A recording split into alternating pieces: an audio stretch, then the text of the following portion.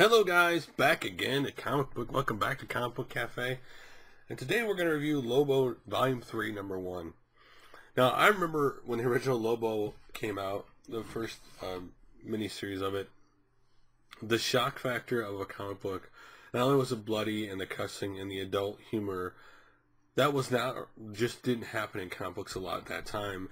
And you just, despite the, all the blood stuff, there was just such a humor to that character. And it made a lot of fun, and I love those comic books. And so here we have Lobo Volume 3, Number 1. Now, I already got out that this Lobo wasn't going to be the same Lobo, It was a redesigned Lobo, and, the reaction was kind of mixed. I was wondering how this was going to go. And I rather enjoyed this book, believe it or not. So to kind of bury the past in the beginning of this book, writer Cullen Bunn and artist, Riley Brown, what they did at the very beginning of this book is basically they didn't deny that this was a new Lobo. But at the very beginning of this book, you see the original Lobo and the new Lobo. Well, you see part of what is the original Lobo. All you see is his head. First you see him have this conversation, the original Lobo is talking smack, and the new Lobo is like, you stole my name, you stole my kill. So basically, you find out the original Lobo stole his identity, pretend to be him.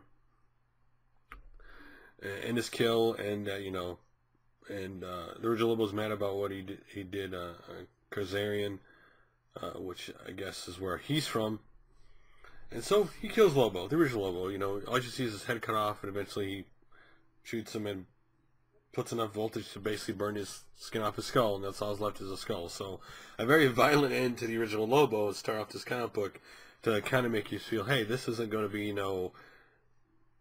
this didn't seem like, despite in some ways I guess they did tone this down, it doesn't feel like toned down Lobo. Just not as much cussing or anything like that. That is probably the only difference I'd say about this character. Anyway, so you get that over with. He takes out the old Lobo, and then he passes out. And the reason he dreads this is because he has dreams, and he dreams of Kazarian. And it's a dream sequence of him with the princess, since he was originally a bodyguard, I guess a royal bodyguard. And as he has a dream with the princess, ultimately it turns where she turns from being normal to like her face is all messed up, and then he looks outside and everybody's messed up. And he wakes up and, hates his blood, and I guess he has something done once a month to try to not have these nightmares, dreams anymore, so he can sleep and stuff. But he heals, and eventually he does have this, so you'll find out that's going on with him, that he dreads these dreams of the past, more or less, so, and he blames his blood for it, so there you go. And then we go into the more interesting part, where someone hires him to hunt down the 8 deadliest mercenaries that there is, because they've all been hired a lot of money to hunt down somebody, and they don't know who it is. There was a lot of money, because usually these 8 guys won't take the same person, the same job. In this case they did. They're all working separately, and this person wants him to kill him, hunt him down.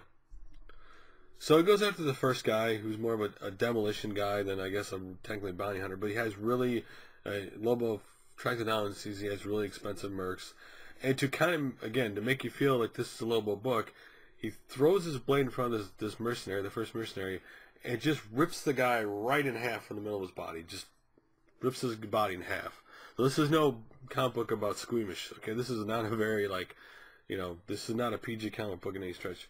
And he takes out all the guards, finds the guy, and basically, cuts the guy's hand off when he first meets him. And then the guy tells him, all you need to know is that thing. He says, sure, and he cuts his head off, saying he's sorry, but not sorry for killing him. Though he has one interesting moral code. You find out that while he'll kill humans, or I guess anything sentinel or thinking with no problem, he won't kill dogs for some reason. So he has a moral code in that sense. He won't kill a dog. So if you're a dog, you're safe. And at the end, all you see is a screen that shows Earth.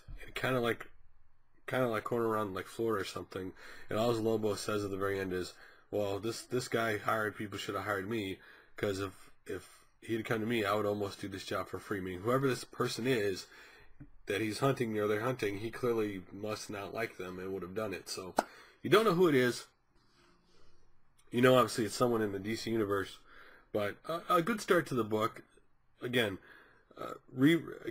in a sense, with like the New 52 with all of DC, a reimagining of the character, but despite the reimagining, you still have the blood and the guts of the old Lobo.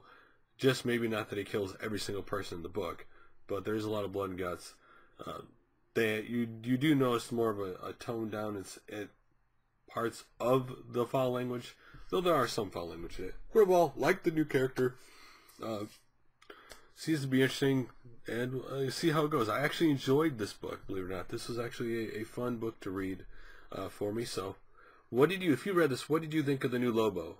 How did you think the beginning started off? Did you like it? Did you like enough to, I'm going to keep going and see how this goes?